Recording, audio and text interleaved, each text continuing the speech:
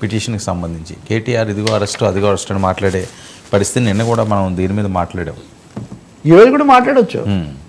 ఇంతేనా ఈరోజు కూడా మాట్లాడవచ్చు. అంటే ఇప్పుడు అరెస్ట్ చేయడం నిజంగా చెప్పాలంటే ఆ స్థాయి నాయకులు అరెస్ట్ చేయటం, మళ్ళీ కొన్ని రోజులు ఉండటం, బెయిల్ రావటం అది ప్రధాన సమస్య కాదు కదా. ఇక్కడ ఇదిగో అరెస్ట్ అదిగో అరెస్ట్ అని ప్రభుత్వం అన్నట్టే రండి ఏమైతే అవుతుంది అని ఈయన కూడా చాలా సవాళ్ళు చేశారు.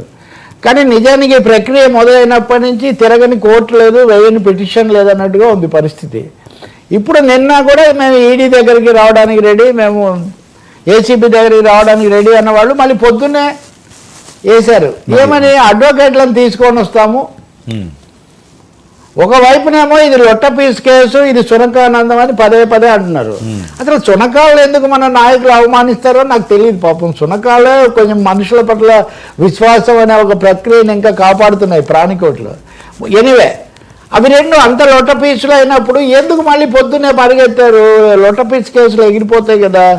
సార్ రేవంత్ రెడ్డిని వదిలిపెట్టండి, ఏసీబీని వదిలిపెట్టండి, హైకోర్టు చాలా స్పష్టంగా మీ మీద విచారించదగిన కేసు ఉంది.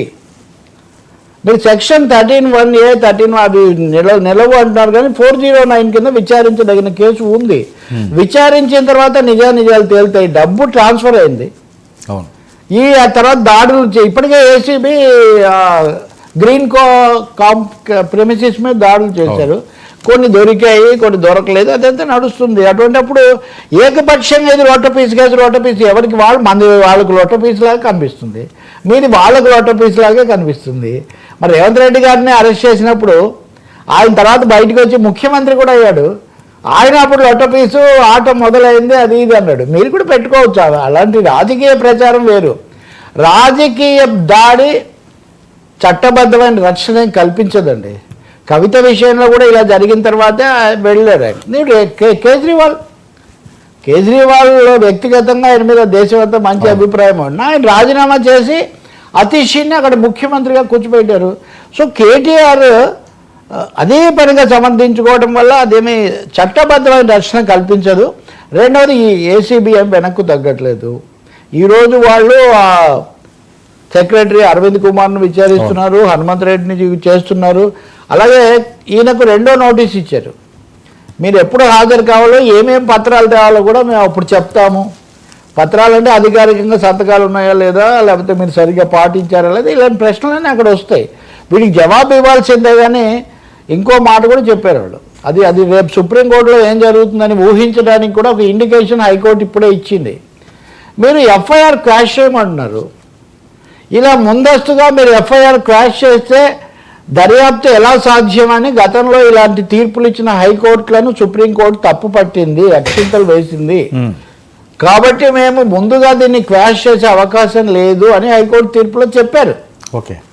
జస్టిస్ లక్ష్మణ్ అంటే ఇప్పుడు సుప్రీంకోర్టు చెప్పింది కాబట్టి మేము క్రాష్ చేయట్లేదు అని హైకోర్టు చెప్తే సుప్రీంకోర్టు ఎలా క్రాష్ చేస్తుంది? ఇది లాజిక్ కదా. మీ మాట ప్రకారమే నేను చేయడం లేదని వీళ్ళు అన్నారు. ఇప్పుడు సుప్రీంకోర్టు కనుక అలా చేస్తే ఈటింగ్ ఇట్స్ ఓన్ వర్డ్స్ అవుతుంది. బహుశా అదేమీ జరగదు, ఇది తీవ్రంగానే జరుగుతుంది. రిలీఫ్ ఇవ్వచ్చు, ఏదో అయ్యేవరకు అరెస్ట్ చేయకండి, లేదా ఇన్ని రోజులు చేయకండి, సుప్రీంకోర్టు విచారణ ఎవరికి హైకోర్టు ఇచ్చిన లాంటి రిలీఫ్ సుప్రీంకోర్టు కూడా ఇవ్వచ్చు, ఇవ్వకపోవచ్చు. ఇంకోటి కూడా చేస్తుంటారు, మీరు రెగ్యులర్ బెయిల్ కోసం మళ్ళీ కింద కోర్టుకు వెళ్ళాలని చెప్తారు వాళ్ళు. వాళ్ళ అభిప్రాయం జనరల్గా చెప్పి మేము మెరిట్స్ డిమెరిట్స్లోకి పోవట్లేదు, మీరు రెగ్యులర్ రిలీఫ్ కోసం కింద కోర్టుకు వెళ్ళడం ఏం జరుగుతుందో మనం చూడాలి. కానీ బట్ తెలంగాణ రాజకీయాల మటుకు నిన్న మనం అనుకున్నట్టుగా టాప్కి వెళ్ళాయి. ఇటు కేటీఆర్ కేసు, ఇటువైపునేమో బీఆర్ఎస్ కాంగ్రెస్ దాడులు, ఒకరికొకరు హెచ్చరికలు, బెదిరింపులు, వీటన్నిటితో బాగా క్లైమాక్స్కి వచ్చి కూర్చున్నటువంటి పరిస్థితి మాత్రం కనిపిస్తుంది. ఇంకేమవుతుంది మనం చూడాలి. ఇది ఒక హెచ్చరిక కూడా. ఇక మీదట మంత్రులు సంతకాలు పెట్టడానికి కొంచెం ముందు వెనక ఆలోచిస్తారు. అరవాడి దోశ మీద తోసింది రాసేయి, తర్వాత చూసుకుందాం ప్రాసెస్ అని ముందు రాస్తే తర్వాత అది కుదరదు, ఆర్డర్ ఇచ్చేది. ఇప్పుడు మీరు అఫీషియల్స్ కూడా ఏపీలో ఇప్పటికే జగన్ ప్రభుత్వ హయాంలో జరిగిన దానికి అధికారులు చాలా తీవ్రంగా ఉన్నారు. ఇక్కడ వీళ్ళు అదే రేవంత్ కేటీఆర్ నేనే చెప్పాను అంటున్నాడు కాబట్టి కొంత సేఫ్ అయినా వాళ్ళు అదే చెప్తున్నారు. ఇప్పుడు అరవింద్ కుమార్ కానీ సార్ మాకు మా మంత్రి చెప్పాడు మేము చేసాం, మరి ఫైనల్గా ఎక్కడో చోట జరగాలి కదండి. కాబట్టి కేటీఆర్ హెచ్చరికలు సవాళ్లకు తక్షణ రక్షణ కోసం తీసుకుంటున్న చర్యలకు మధ్యలో మటుకు చాలా గ్యాప్ చాలా ఉంది. వాళ్ళ ఆత్మరక్షణకు సంబంధించి ఉక్కిరిబిక్కిరి అవుతుంది. బీఆర్ఎస్ ఉక్కిరిబిక్కిరి అవుతున్న మాట ఇంకా నిజం. ఉక్కిరిబిక్కిరి అవుతోంది BRS, no doubt about it. Sir so ఇంకా అది ఏంటంటే offence is best form of defence అని, కొంచెం ఇబ్బందిలో ఉన్నప్పుడు ఎదురుదాడి ఎక్కువ చేయాలి కాబట్టి తీవ్ర స్థాయిలో పడుతున్నారు. నేను కూడా ఏమీ మీరు తప్పకుండా చేశారు చేయలేదని నేను చెప్పట్లేదు. But there is a case to be probed. అది కూడా లేదనే మటుకు నిలబడదు. కేటీఆర్ వాదన నిలబడదు. ఓకే, అంతవరకు నిజం. Yeah sir.